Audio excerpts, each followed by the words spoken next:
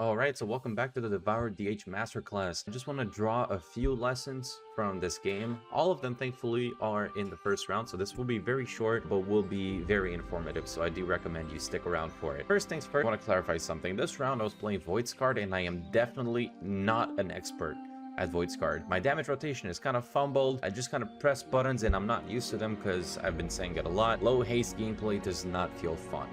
The global cooldown is too big, and something about the way it interacts with the class makes it feel very clunky, and I don't like it. So putting that aside, do not look at the video as a source of reference for your damage rotation for Void's card.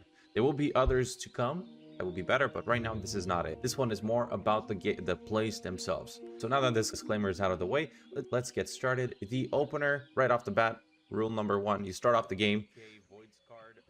Shut the fuck up.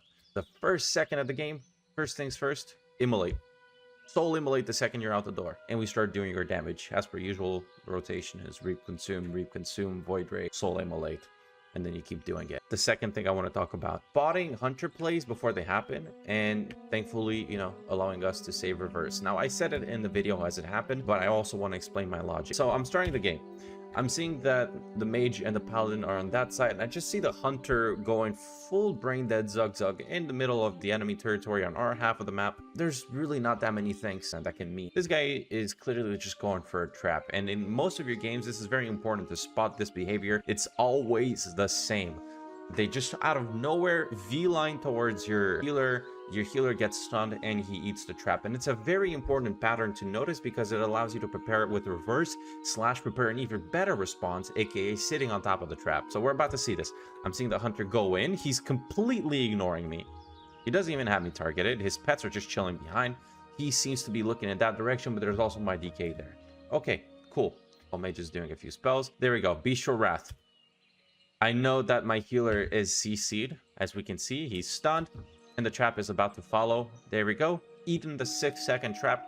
Absolutely beautiful, because now we don't have to use our reverse. Now we can save our reverse for something else. In this case, a Hodge from the healer, a polymorph from the mage. So this is a great start to the game to begin with. If you can do this, it will give you so much leeway, because so many people just randomly die to a hunter having trapped the healer and nobody having any sort of viable response against the damage that is to come. The healer not being trapped was absolutely beautiful, and like I said, we still have reverse, so this is very nice. The hunter is molding, you know that for a fact, but hey.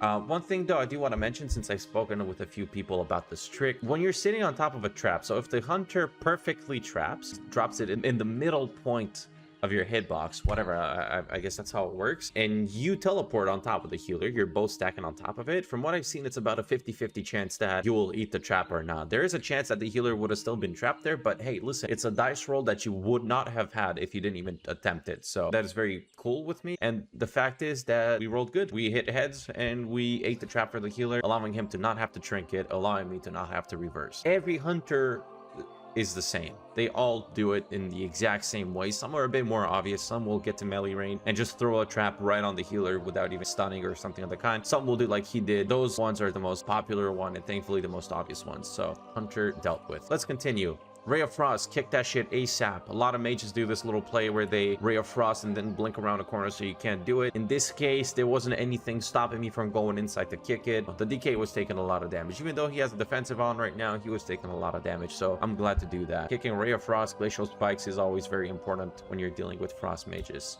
Picking your reverse timing is very important. If the DK is sitting in a Frost Nova, is it Frost Nova? Or I forgot what it was. Frozen Orb, I think that's the name. If the DK is sitting in there, you're now going to want to reverse this polymorph. That's a big mistake. On the other hand, I noticed something. These guys are not letting my healer play. So since I was all the way back here, I had a pretty good view, like a vue d'ensemble, as they say, of what's happening. I can see completely clear the arena. Everybody is spread out. So other than these crazy animations here, which whatever, let's ignore them. This guy is pretty obviously getting perma CC'd, blinded by the paladin, and then to follow that up, a Hodge on top of that. The only thing that would come from that is a round of big damage, so I teleported on top of him, reversed the Hodge, and reversed the polymorph on the mage right there. Where does that leave us? We've done some really good plays. We've interrupted a lot of the enemy CCs. We've reversed them, if anything. We've kicked them. We've stopped their damage. Look, like right here, we're kicking Ray of Frost.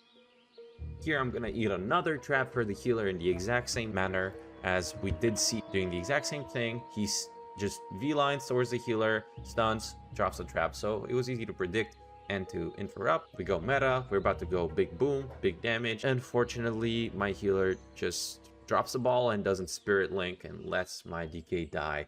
Then it just goes to show, no matter what you do, sometimes you're just meant to fucking lose, and that's it. That really is it. Like I think I played pretty well. I felt really good about this game, only to lose this because the healer didn't drop a spirit link, and then have people message me and tell me, how do you lose as Devourer DH? How are you not 3700 rating yet? Well, that's how. So anyway, if this is the kind of content that might interest you, please let me know. I'll probably do more of it within the next few weeks as well. So thank you so much for having watched, and I hope to see you soon. Take care.